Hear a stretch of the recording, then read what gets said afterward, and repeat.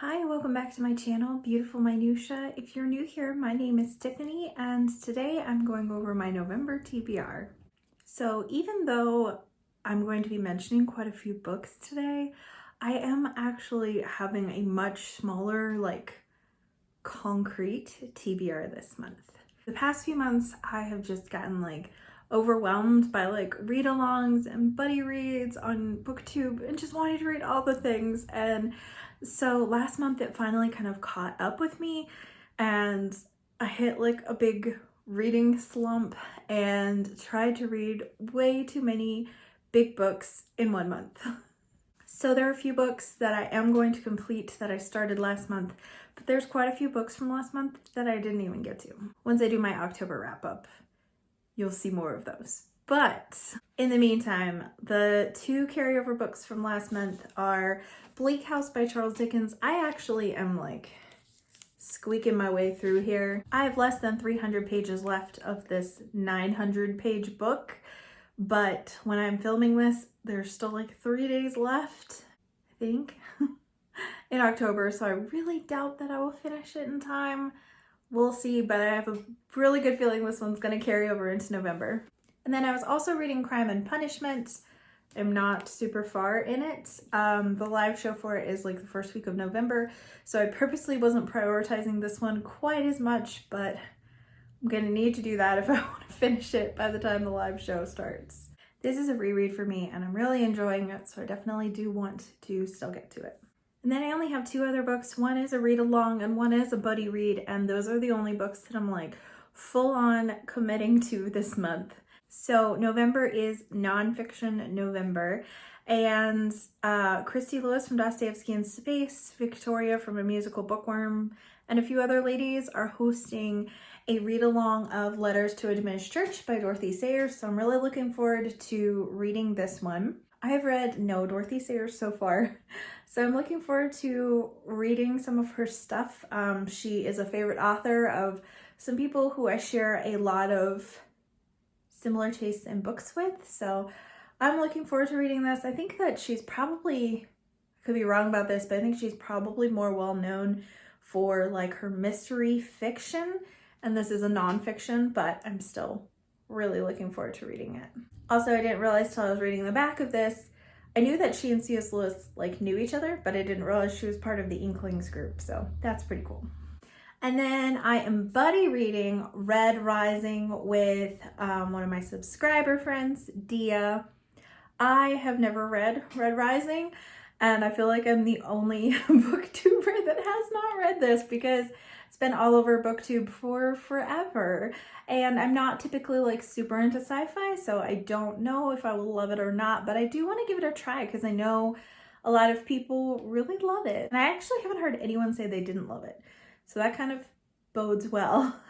But I figure since it's nonfiction November and I'm going to be coming off of reading a couple really chunky classics, something like this will be kind of a good palate cleanser, so to speak. So I'm hoping by only truly committing to 4 books, I am going to give myself an opportunity to be able to mood read a little bit more, which I haven't really done. I used to always pick a TBR of, I don't know, however many books and still give myself enough room to be able to throw in a couple of mood reads. And I have not been able to do that since July, I think. So, yeah, I've been very regimented on what I'm reading and very scheduled out, which is good because it motivates me to read books that maybe I wouldn't have gotten to otherwise. But I feel like I need a break from being so structured, I guess, is what I'm trying to say.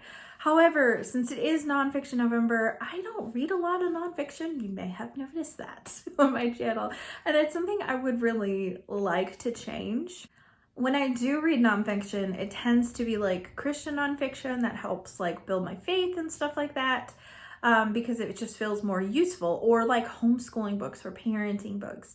And I would really like to dip my toe more into historical nonfiction or things like that. So I have a stack of books over here of 6 books, and only one of them is a parenting book, a useful book. I mean, Historical nonfiction is useful too, just in a different way. I feel like parenting books and spiritual nonfiction are very much helpful to me in my day-to-day life.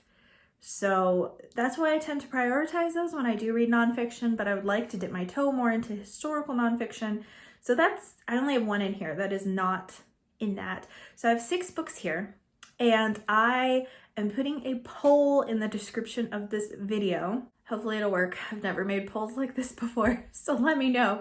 But if you can vote and tell me which one of these you think I should read, that would be really helpful, and then I can just throw one other book on here. So here are the 6 books to choose from. First one is In Cold Blood. I actually mentioned this in my TBR last month that I had it to get to because it feels very fall-like.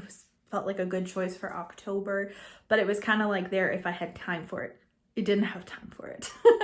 So I still have it. It's not due back at the library for like another month or something. So I could read this one. This is a like true crime nonfiction, kind of the first of its genre, which sounds really interesting to me.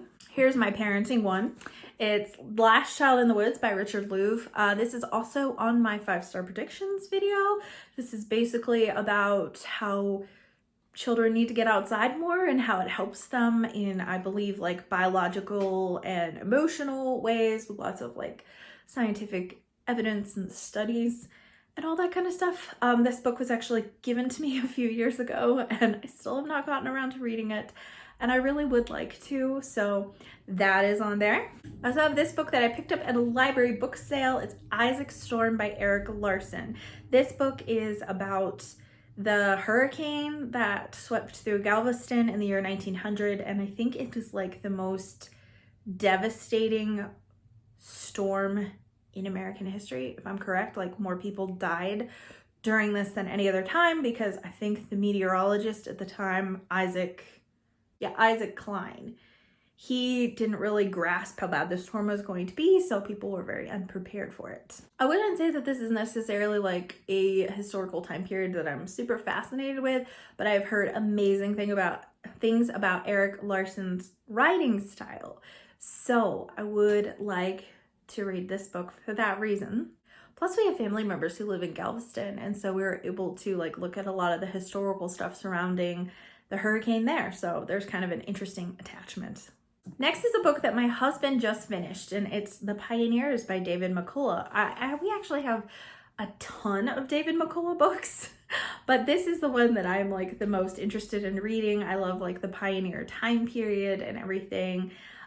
So that's the one that I picked for this. My husband really, really enjoyed it. Just realized there's a sticker on the cover. I hate when I like don't realize that.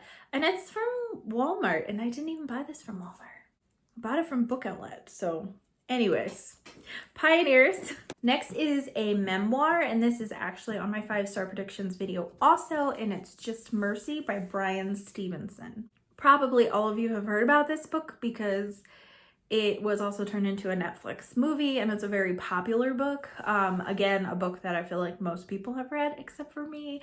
But if you aren't familiar with it, Bryan Stevenson is a lawyer who started, what's it called? The Equal Justice Initiative, which is for people who are like wrongly condemned and all that kind of stuff. So I've heard that the other memoir by the person that he represented, I think it's called The Sun Does Shine or something like that, is even better than this one, but this one I found at a thrift store. So this is the one that I have, so it will be the one that I start with, and may start on it in November.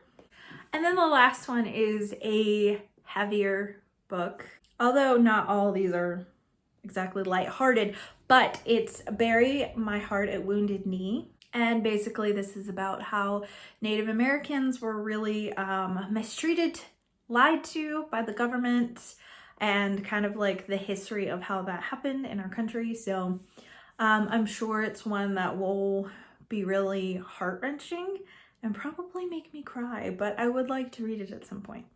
So here you go. Here are the 6 books, and I will have like a survey link in the description So you can help me choose which one of these I should add to my TBR. If you have read any of these, would love to hear your thoughts. So this is probably like the shortest TBR video ever, mostly because my official TBR is super short this month.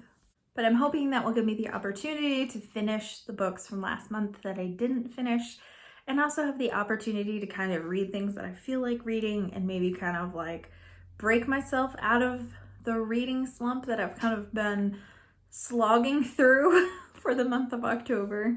I would love to hear from you down in the comments below whether or not you have read any of the books that I'm planning to read this month, which is like only 4. Maybe books that you're planning to read, and also if you have any suggestions on how to get out of a reading slump. I think my number one suggestion that I give to other people is to stop reading what you're reading and read something that sounds more fun to you. But the issue that I've had with that is that the books that I'm trying to finish are for buddy reads or read-alongs that I have committed to, and so I feel really bad just not finishing them. So anyways, yes, I'm going to try being the key word, to do better about not overscheduling myself and getting super overwhelmed with all that I'm reading. Thank you so much for watching. If you like this video, please hit like and also subscribe so you can continue to see more bookish content from me, and I will see you again next time.